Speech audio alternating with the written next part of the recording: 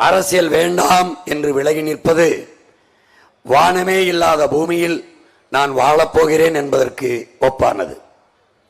மனித உடலிலிருந்து உயிரை பிரிப்பதும் மனித வாழ்விலிருந்து அரசியலை பிரிப்பதும் இரண்டும் ஒன்றுதான். ஒரு மனிதனின் பிறப்பிலிருந்து இறப்பு வரை அனைத்தையும் தீர்மானிப்பது அரசு. பிறப்புச் சான்றிதழ், இறப்புச் சான்றிதழ் எது பெற வேண்டுமானாலும் தீர்மானிப்பது அரசு. என்ன படிக்க வேண்டும், என்ன வேலை, என்ன சம்பளம், அந்த பணியை எந்த இடத்தில் பார்ப்பது, எந்த கோயிலில் அன்னதானம், எந்த கோயிலில் குடமுழுக்கு, எல்லாவற்றையும் எந்த நேரத்தில் விண்வெளிக்கு விண்கலத்தை ஏவ வேண்டும், இது எல்லாவற்றையும் முடிவெடுப்பது அரசு. அந்த அரசை தீர்மானிப்பது அரசு இயல்.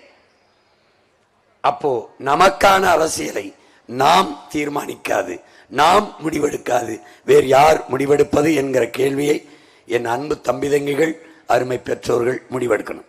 இப்ப அரசியல் என்பது அறிவியல், புவியியல், இயற்பியல், உயிரியல் போல ஒரு வாழ்வியல் என்கிற புரிதல் உங்களுக்கு வர வேணும்.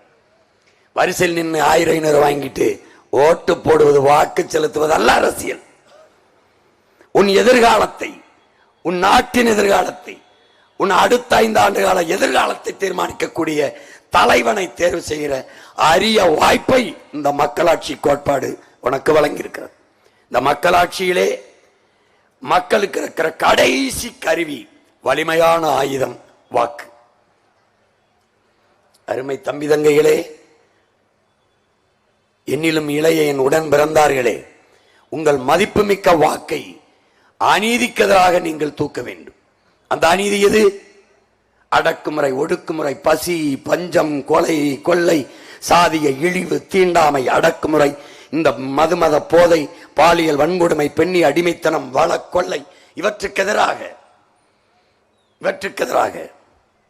இந்த கேடுகட்ட முறையற்ற இந்த நிர்வாகம், இதற்கெதிராக மாண்புமிக்க ஜனநாயகத்தை கொண்டு புதைச்சு விட்டு கேடுகட்ட பணநாயகத்தை வளர்த்து நிற்கிற இந்த அரசியலை, இந்த ஆட்சி முறையை, என் அன்பு பெற்றோர்களே, என் அருமை தம்பி தங்கைகளே, வாக்குக்கு, ஓட்டுக்கு காசு கொடுக்கிற இடத்தில்தான் ஊழல் லஞ்சத்திற்கான விதையே ஊண்டப்படுகிறது.